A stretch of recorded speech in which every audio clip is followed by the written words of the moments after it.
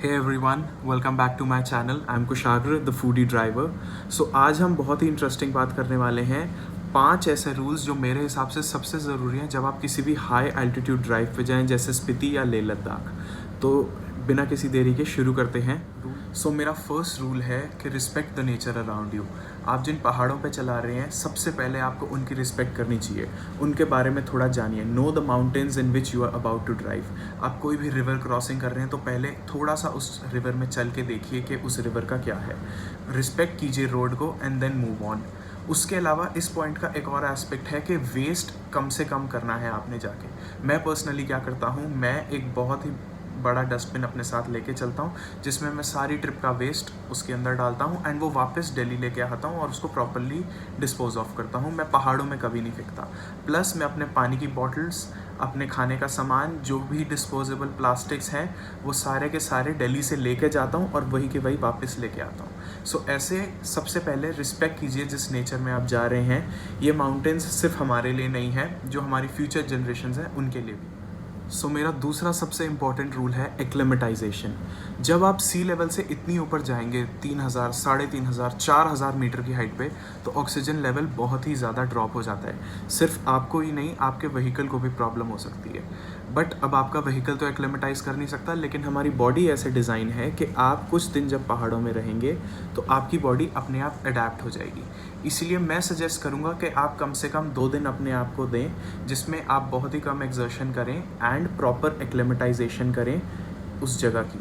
जैसे आप ले सिटी पहुंचेंगे जिस दिन, वो दिन और अगले दिन आप पूरा का पूरा एक्लेमेटाइजेशन के लिए रखिए, जिसमें आप कोई भी स्ट्रेनस एक्टिविटीज़ नहीं कर रहे या कोई रनिंग नहीं कर रहे एंड आपकी बॉडी अडेप्ट हो जाती है. उसके बाद जब आप अपनी ट्रिप कंटिन्यू करेंगे तो उसमें एक फ़ायदा रहेगा कि आप पूरी ट्रिप एंजॉय कर पाएंगे बिना किसी प्रॉब्लम के. आपको फिर भी थोड़ी बहुत सांस लेने में दिक्कत होगी हाई एल्टीट्यूड पासिस पे, but still it will be much better अगर आप बिल्कुल एक्लेमेटाइजेशन नहीं करेंगे. In case you still feel some problems, अगर आपको फिर भी दिक्कत हो रही है तो आप डायमॉक्स नाम की एक टैबलेट अपने साथ ज़रूर कैरी कीजिएगा अपनी मेडिसिन किट में. वो हाई अल्टीट्यूड पासिस पे अल्टीट्यूड माउंटेन सिकनेस के लिए बहुत अच्छी टैबलेट है एंड आप जब भी नेक्स्ट बड़े पास पे ट्रैवल करने वाले हो, आप उसको एक दिन पहले खा लीजिए, वो आपको हेल्प करेगी. Point number 3, early to bed early to rise. हाँ, हमारे पेरेंट्स सही कहते थे. Early to bed early to rise mountains का मेरे हिसाब से बहुत इंपॉर्टेंट रूल है. सिर्फ यही नहीं कि आप अगली डेस्टिनेशन पे जल्दी पहुंच जाएंगे, बट इसका एक और लॉजिक है कि जब जैसे जैसे दोपहर होती रहती है वैसे वैसे पासिस के ऊपर स्नो मेल्ट ज़्यादा स्पीड से होना शुरू हो जाती है. इससे क्या होता है, वाटर क्रॉसिंग्स बहुत तेज़ हो जाती हैं एंड इससे आपको बहुत प्रॉब्लम हो सकती है. तो जब आप सुबह निकलेंगे, सन इतना ज़्यादा स्ट्रॉन्ग नहीं होगा, तो वाटर क्रॉसिंग्स में इतना पानी नहीं होगा एंड आप उनसे ईजिली निकल पाएंगे. प्लस आप अपनी डेस्टिनेशन पे बिफोर सनराइज पहुंचेंगे, which is an extension of my next rule. Rule number 4, no night driving.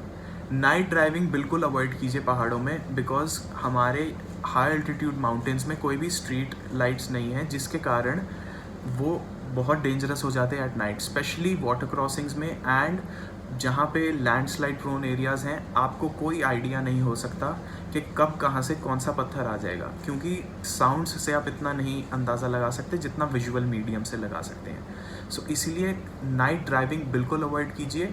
अगर बहुत ही ज़्यादा इमरजेंसी है तो जो नेक्स्ट स्टॉप है बस वहाँ तक ड्राइव कीजिएगा. उसके अलावा मैं यही प्रेफर करूँगा, जैसे ही 5, 5:30 बज जाएँ, आप यही कोशिश कीजिए कि आप कोई नाइट स्टॉप ले लें एंड वहाँ पे अपना डे का हॉल्ट कर लें एंड नेक्स्ट डे कंटिन्यू करें. जो मेरा 5th और फाइनल रूल है उससे काफ़ी लोग अपसेट हो जाएंगे, but my 5th and final rule is से नो टू अल्कोहल. अब हाँ, पहाड़ों पे हैं, ठंड है और ओल्ड मॉन्क का पीने का मज़ा ही कुछ और है, मैं मानता हूँ. बट जब आप ड्राइव कर रहे हैं तो अल्कोहल अवॉइड कीजिए. सिर्फ ड्राइविंग इसका कारण नहीं है, ऑफकोर्स ड्रिंकिंग एंड ड्राइविंग तो बिल्कुल ही डेंजरस है पहाड़ों में. उसके अलावा आपके अगले दिन का स्केड्यूल पूरा डिसरप्ट हो सकता है अगर आप ड्रिंकिंग करेंगे ज़्यादा. उसके अलावा एक और पॉइंट है, जब आप हाई एल्टीट्यूड पासिस में हैं और आपकी बॉडी में वैसे ही ऑक्सीजन लेवल कम है, तो उससे क्या होता है, बॉडी डिहाइड्रेट भी हो जाती है. सो अल्कोहल से डिहाइड्रेशन और ज़्यादा बढ़ जाएगी. सो इसीलिए अल्कोहल अवॉइड ही कीजिए. और बहुत सारी अपॉर्चुनिटीज़ आएंगी आपके पास, या फिर आप कहीं नॉर्मल अगर हिल स्टेशन शिमला वगैरह गए हैं तो वहाँ पे आप प्रेफर कर सकते हैं, लेकिन स्टिल मैं बोलूँगा हाई एल्टीट्यूड ड्राइविंग पे आप बिल्कुल अल्कोहल अवॉइड कीजिए। आप वैसे ही छोटी सी ट्रिप के लिए जा रहे हैं 8-9 दिन के लिए, 10 दिन के लिए, उसमें भी अगर आपकी तबीयत ख़राब हो जाएगी तो वो पूरा एक्सपीरियंस बेकार हो जाएगा। इसलिए से no to alcohol. So yeah guys, these were my 5 rules जो मैं पर्सनली हमेशा फॉलो करता हूँ और मैं आप सबको भी रिकमेंड करूँगा कि फॉलो कीजिए, ताकि सिर्फ आप ही की नहीं, आपके साथ जो लोग हैं उनकी भी ट्रिप अच्छी हो एंड जो आपके आसपास की नेचर है वो भी मेंटेन रहे। सो या, thank you guys, hope you like my video. If you liked it, please like and subscribe.